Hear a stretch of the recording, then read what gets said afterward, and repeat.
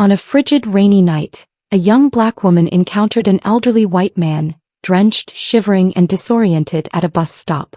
Despite knowing she'd be late for work, she crossed the street, wrapped her coat around him, called an ambulance, and remained by his side until help arrived. This simple act of kindness cost her the only job supporting her family, yet that very moment marked the beginning of a life-altering journey.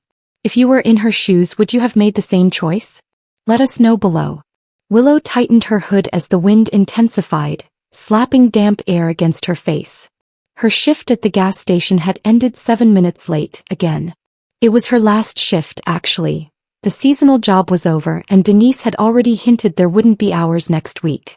Willow had been juggling part-time high school and evening work for months, and now the juggling act was losing a hand.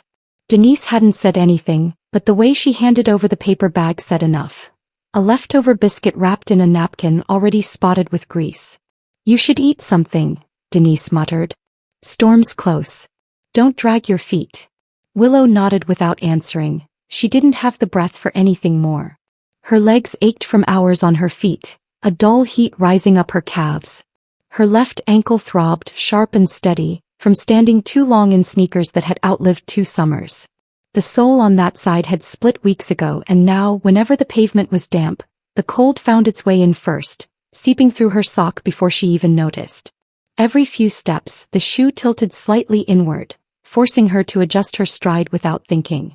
She'd learned to walk like that, quietly, efficiently, like it didn't hurt. Her second shift was at Rudy's Diner, 6 blocks across town. She'd worked that route so many times her body could trace every crack in the sidewalk without thinking. Tonight her backpack felt heavier, not from weight, but from the kind of tired that settles deep in your bones when you've been holding too much for too long. She crossed Jefferson Avenue, passing the liquor store with the blinking open sign and the boarded-up pet shop that always smelled like wet wood. The wind was colder now, the kind that cut through cotton. She shoved her free hand deeper into her pocket. Willow pressed forward, eyes scanning the sidewalk ahead.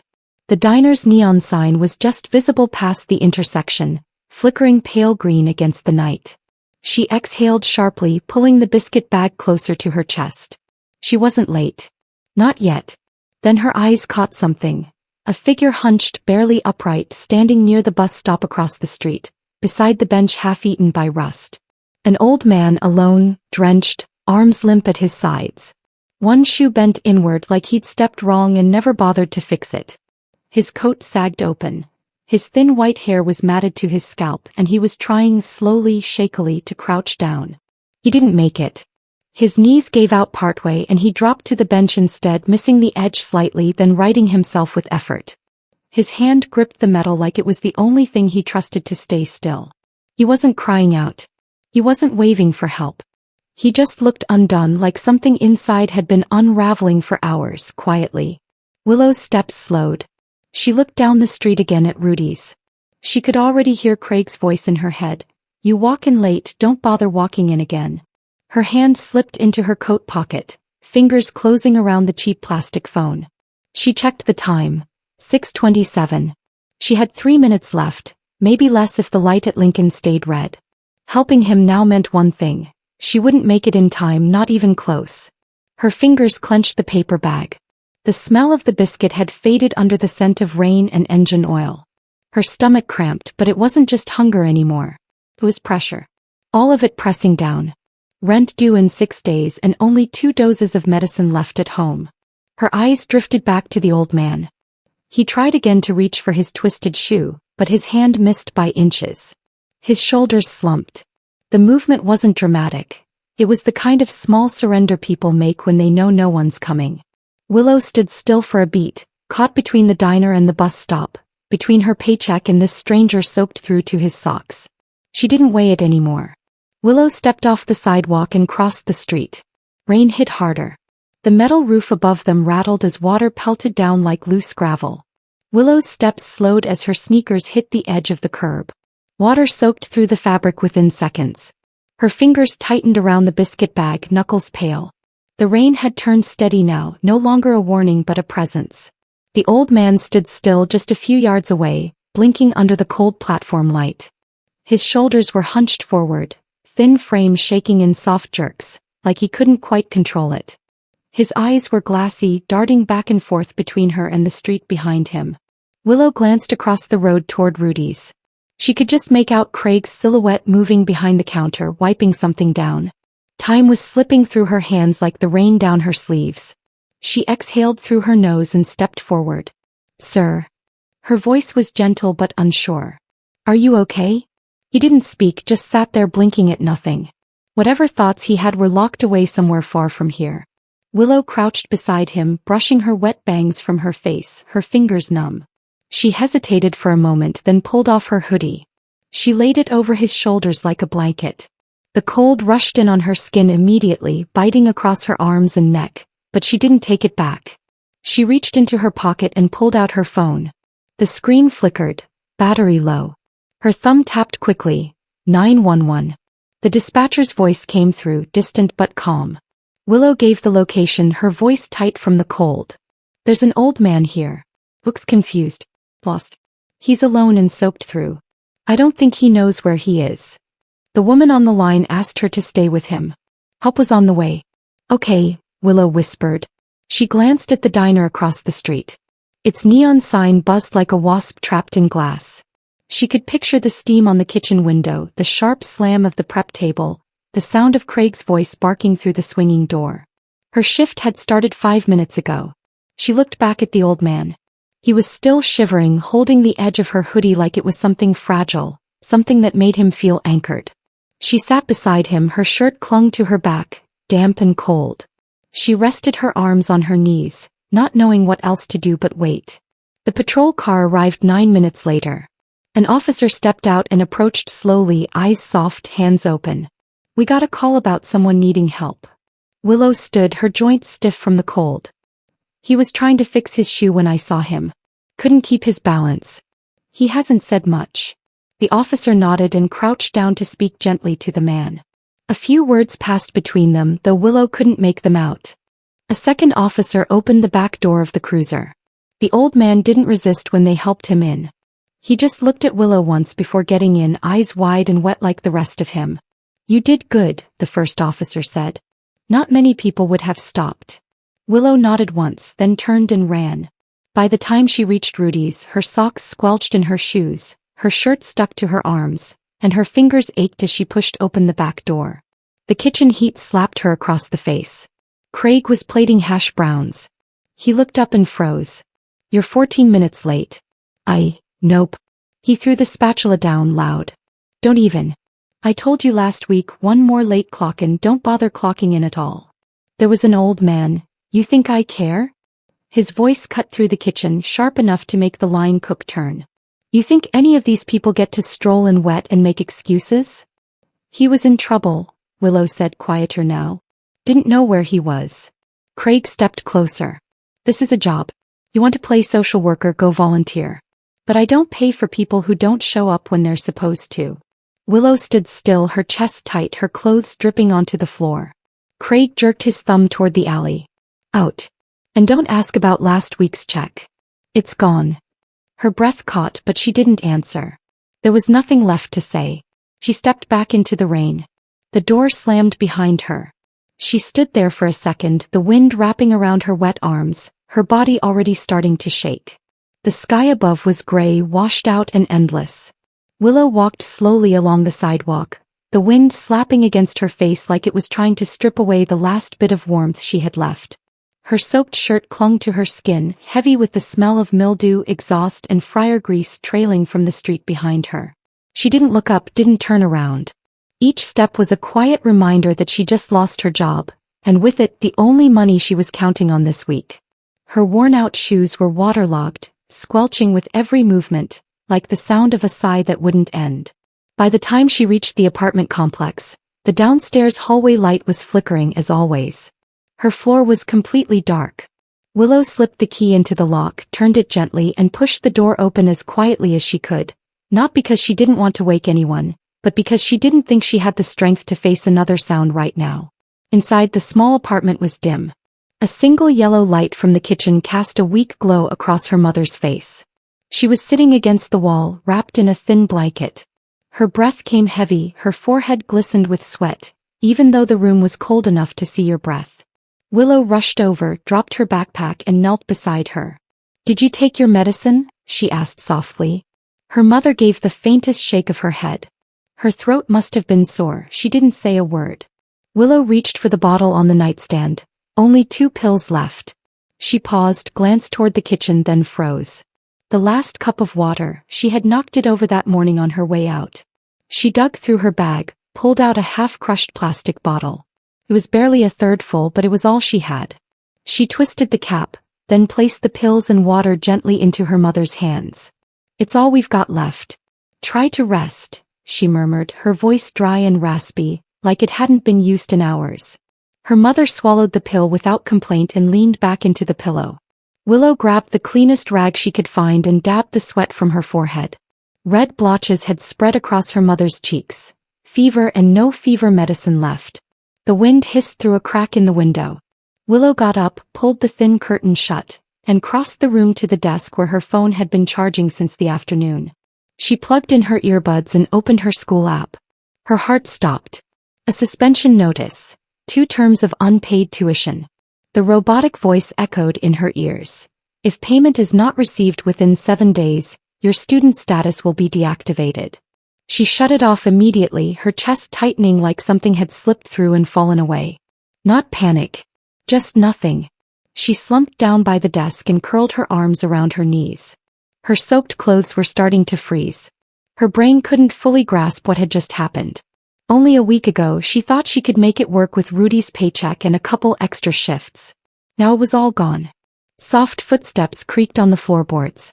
Her little brother Mal stood in the doorway of the bedroom. His eyes were barely open, hair messy from sleep, one hand rubbing his cheek. But his gaze locked onto hers. "You don't work there anymore?" he asked, not angry, not accusing, just a soft question barely louder than the wind outside. Willow didn't answer, couldn't. Her lips pressed tight, eyes dropped to the floor. Mal stood there a moment longer, then turned and went back to bed. No follow-up. No good night. She was alone again. No one yelled. No one cried. Her mother drifted into sleep. Mal went back to his blanket. No one blamed her. But it was that silence, that awful, suffocating silence that made her feel like she couldn't breathe.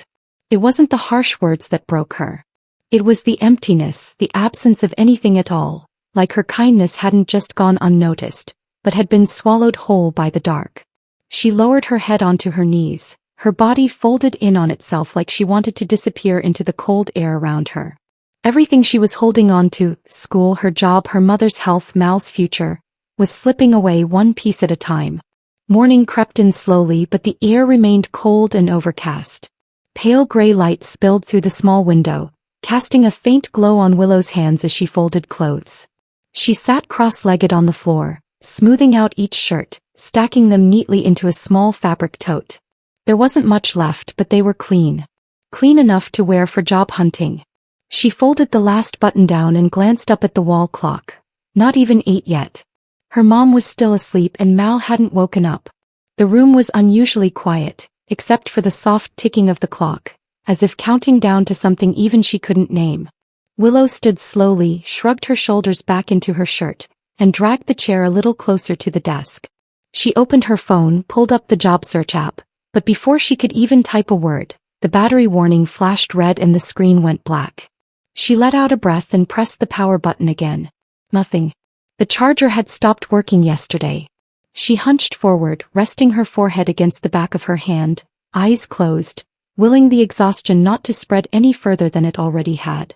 Meanwhile, just a few blocks away, in a warm apartment nestled in the wealthy northern district of the city, a video was making its rounds across every social media platform. A downpour of rain, a deserted bus stop, a young woman soaked through, kneeling to drape her jacket over a trembling old man, then gently helping him sit before pulling out her phone with wet, shaking hands. The clip lasted less than a minute, but it stopped people in their tracks. TikTok bold text read, "If you know who she is, please tell us." The account belonged to Natalie Langston, a middle-aged woman with streaks of silver in her hair and tired lines on her face, but a steady fire in her eyes. She had posted with a caption, "The man in this video is my father. He experienced temporary memory loss and was lost in the cold rain. Someone helped him with nothing but kindness. I need to find her." Comments poured in by the thousands. An angel in the storm. She's the light this city needs. No one does that just to be noticed, but we need to find her. Within hours, the clip had been reposted across Facebook, Twitter, and local community pages. One digital headline read, "Keeper of the Flame, who is the girl in the rain?" On the morning broadcast, the local news anchor opened with a voice full of feeling. No one knows her name, no one saw her face clearly, but the whole city is looking for a girl. Someone who didn't walk away. And in another part of town, at the small gas station where Willow used to work, Denise was sipping her morning coffee in the break room. Her phone lit up as she scrolled through Facebook. Then she froze. The clip wasn't clear, no visible face, but when the girl knelt down, her dark coat slipped from her shoulder. Denise squinted and leaned in. She focused on the inside lining, a patch of hand-stitched thread right where Willow once said it tore. She turned the volume up.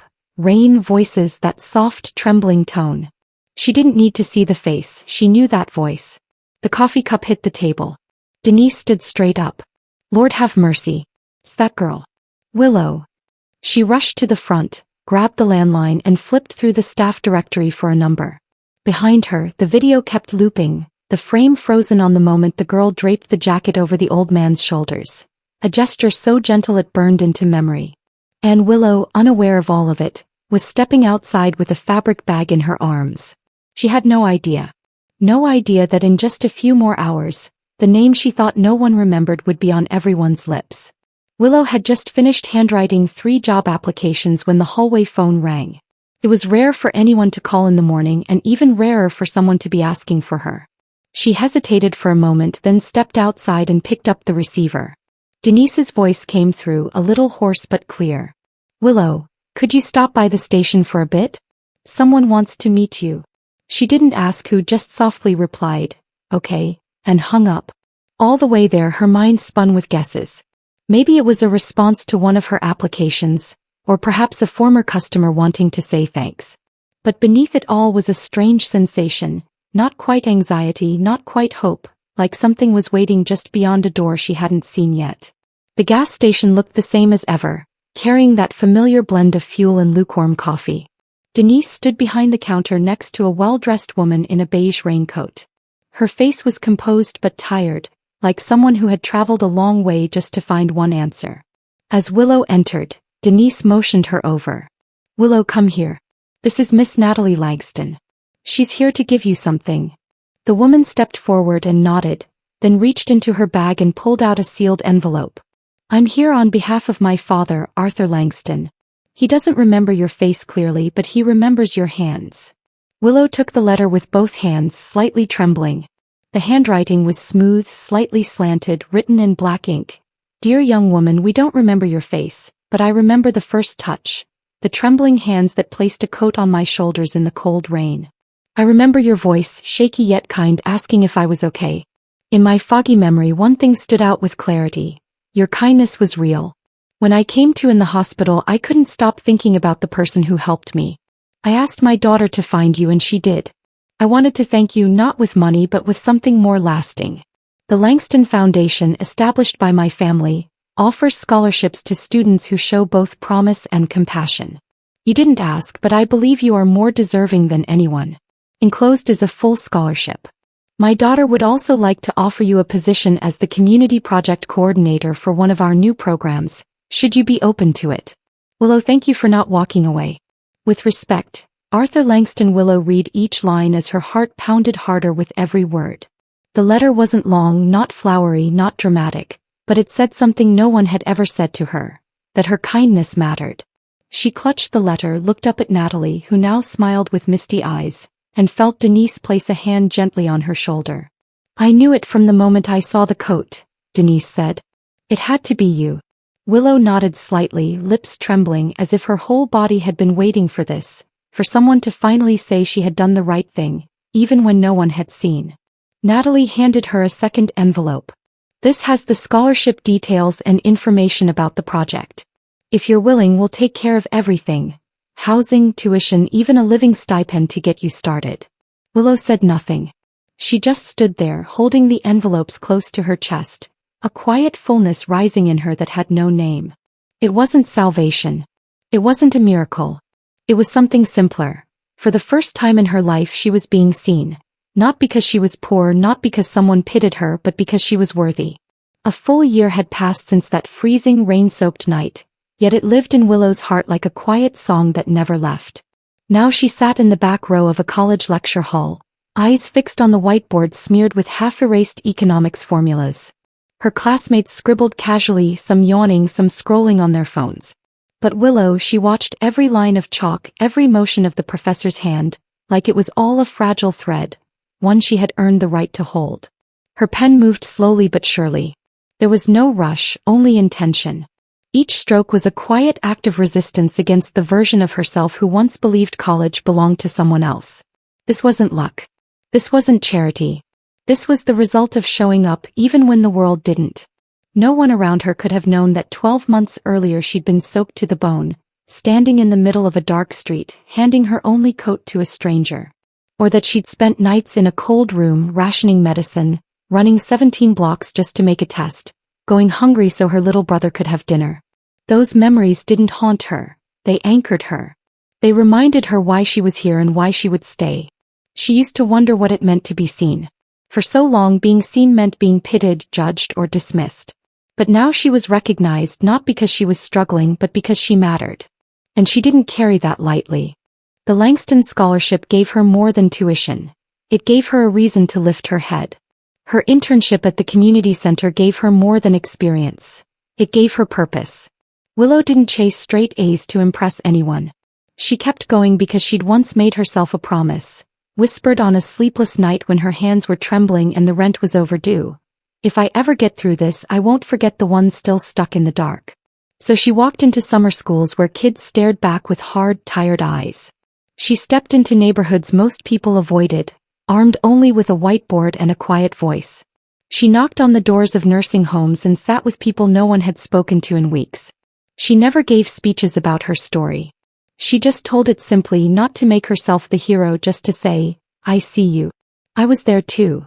On an autumn evening, the community center held a gathering in the school auditorium. The seats were full. Students, parents, neighbors, volunteers. They asked Willow to speak. She didn't bring a script. She walked to the mic, waited until the room quieted and said, sometimes doing the right thing doesn't feel brave. Feels like standing still while everyone else walks past. Like losing something you really needed just for stopping to help. But maybe that's where everything starts. Not when the world claps for you, but when you stay kind even when no one's watching. Even when it costs you. For a few long seconds there was silence. Then the first clap broke through, then another, and suddenly it wasn't polite applause.